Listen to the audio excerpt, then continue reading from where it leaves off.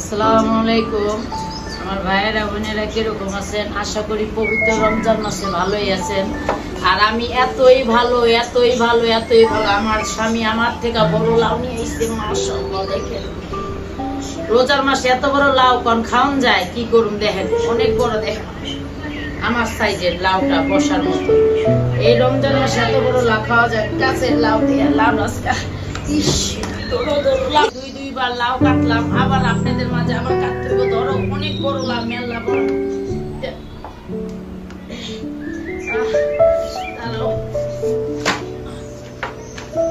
এটা সম্ভবই না কাটা।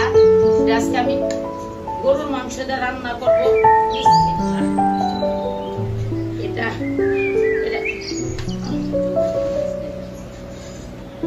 আজকে মনে করেন লাউটা জমাই দিলাম। এত বড় লাউ খাওয়া যায় বলেন? কচি খাও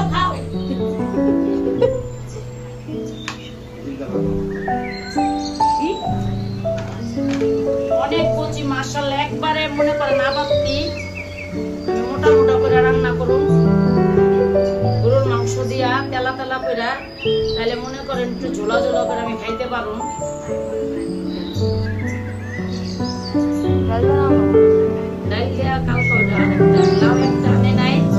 পুরো রমজান মাসে খালে লাউয়ের ভিডিও পেবেন আপনারা।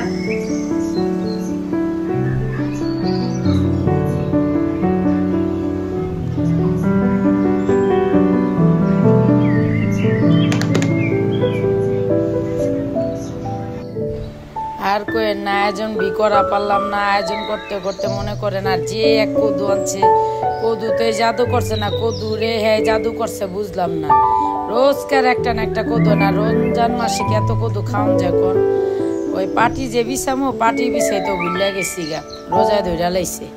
আর কদুটা তো মাশাআল্লাহ আলহামদুলিল্লাহ দেখবারই পারছেন। খাওয়ানোর পর কদুটা রান্নার আয়োজন করবো। আর কদুটা কি দেয় কিভাবে রান্না যায় আমার সাথে থাকবেন ও দেখবার থাকবেন। আর আঙ্গ করে মিষ্টিটা রোজার মাসে কিন্তু 2-3 বার অলরেডি দেখে এলেইছেন সপ্তে। সচরাচর যে ভিডিও দেখেন আমরা কিন্তু মিষ্টিটা অনেক পছন্দ করি। আঙ্গ করে সপ্তাহে খালে যে আমার ছেলে না, আমি অনেক পছন্দ করি। কিন্তু আমার এক হলো ডায়াবেটিস, দ্বিতীয় কথা হইলো 1 বস্তা চাল খাওয়ান যে কথা, একটা মিষ্টি খাওয়ান একই কথা, ওজন বাইরে যায়। আর ওজন কিন্তু অনেক কন্ট্রোলে রাখাটা দরকার। কি ওজন বাড়লে ডাক্তাররা ধরে না, কোনো রোগে ধরে, কোনো ওষুধে ধরে না। মানে রোগে ধরবো কিন্তু কোনো ওষুধে ধরবো না। মনে করেন তারপরে লোভে মানায় না, আমার মিষ্টি লাগবে। সচরাচর আমি বেশিরভাগই মাসে 4-5 বার মিষ্টি খামো। আর রোজার মাসে মনে করেন 17 রোজায় অলরেডি 3-4 বার মিষ্টি খাইয়া হলাইছি। বিসমিল্লাহ করে মনে করেন খাজুরটা মুখে দেবো। খাজুরটা আমি বেশি খাইয়া পারি না, অল্পই খাই। কেয়ার রোজার মাসে কি খাইতে ভালো লাগে কমেন্টে জানাইবেন। আমার কিন্তু সব খাইতে ভালো লাগে, একটু মানে অল্প কোনো জিনিস বেশি তেমন একটা খাইতে পারি না। সব কিছুই মানে অল্প একদিনে একটা খামো। খাওয়ানোর পরে মনে করেন আবার রান্নার আয়োজন। 2 টাকার কদুবি রানতে যায় 800 টাকার গোছের জরিপানা। অতি চালাকের গলায় দড়ি, নিত্যি খায় কি কমু মানে কইলাম না। জাতি জামাই বুঝছেন না কইলে বি সারা দিনকার রোজা আমার কবলে মানে উল্টা গুনার খাতায় নাম লেখুম। মনে করেন আমি আদাটা, রসুনটা, জিরা বাটাটা সবসময় একসাথে বাইটা রাখি। কি লেগে এটা আমার আইডিয়া, মানে দিতে সুবিধা হয় এই কারণে।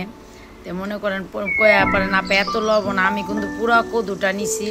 কদুটা মনে হয় কুইটা মুইটা ফালায় ছাড়া 7-8 কেজি হইব, মানে অনেক কদু। অনেকে এই পাতিল হইব না, কিন্তু আমি এই পাতিলে কিন্তু মাংসও রান্না করুম। কদুটা অন্য পাতিলে রান্না করুম, এটাতে সাপোজ শুধু মাংসটা গালামো। তা আমি কিন্তু এনে হলদির পাখি, মরিচের পাখি, স্বাদ মতন লবণ, গরম মশলা, তেজপাতা সব কিছু দিয়ে খুব সুন্দর করে মাখাইলাম। আমি কিন্তু তেলটা দিই নি, তেলটা দিয়ে দেব। তা আমার মতন কে কদু খাইবার ভালো লাগে কমেন্টে জানেন। আমার তো ভালো লাগে না, আমার জামাইয়ের ভালো লাগে বুঝছেন না। জামাইয়ের ভালো লাগে মানে আমার ভালো লাগে। সে কদু অনেক পছন্দ করে। তরকারিটা সবজিটা অনেক পছন্দ করে। সবজিটা আমার ঘরে সব দিয়ে খায়, আমি বাদে।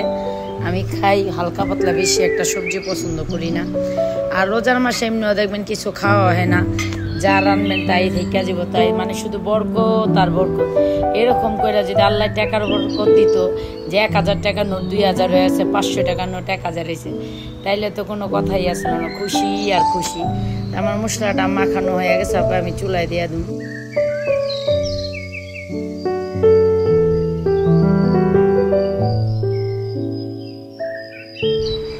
মাংসটা বহাইবি দিলাম, খুব সুন্দর করে মাংসটা আমি গালাইলো মুখ কষামো। আর দেখবেন বিরিয়ানির মাংস, কদুর মাংসটা যদি একটু নরম নরম গালা গালা হয় তাইলে কিন্তু মজা লাগে। আর এটা কেন নল্লি জানেন? এটা হইলো মনে করেন নল্লির ভাই নল্লি, নল্লির বাইরে চিনেন না? আচ্ছা জিঞ্জিরা গেলে চিনবেন। এটাতে আমি কিন্তু কদুগুলা দিয়ে দিতেছি, কদু রাখবো না, যা বুঝতেছি আমি অন্য পাতিলা ঢাইলালুম। মনে করেন সাপোজ ওটা তাড়ে না, আমি কিন্তু এই পাতিলাটা মাশাআল্লাহ আলহামদুলিল্লাহ বিয়া বাড়ির ভিতরে এরকম কদু লাগে। দেখছেন কতুরি তরকারি কয়দিনে খামু, কয়দিনে না একদিনে খামু ইনশাল্লাহ। আমার ভালোবাসার মানুষকে দিয়া দিয়া খামু, তাইলে পুরা যাবো। আর কোনো জিনিস দিলে কমে না, দিলে কিন্তু বাড়ে। আচ্ছা বুঝলাম না, টাকা দিলে বাড়ে না কে? টাকা দিলে তো যেই টাকা সেই টাকা খালো করলে বাইছে দিলে বাড়ে, দিলে বাড়ে। টাকা তো এ পর্যন্ত জেরে যা দিলাম তাই দিল তো আর বাড়লো না। আমার তরকারিটা এক এক করে কষায় নিমো পায়, কষামুখী মানে মাংসটা সম্পূর্ণ সিদ্ধ করে রয়েছে। আমি ওনার পানি দেবো না, ডাইকা দেবো, আস্তে আস্তে আমার কদুরা সিদ্ধ হইব।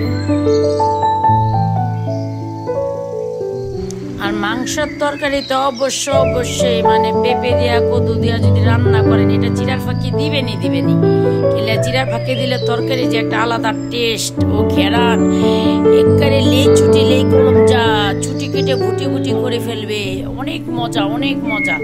আমার তরকারিটা মাশাআল্লাহ আলহামদুলিল্লাহ খুবই মজাদার, দেখবারই পারতাছেন, অপাইবি খাইবার বইয়া পড়ুম।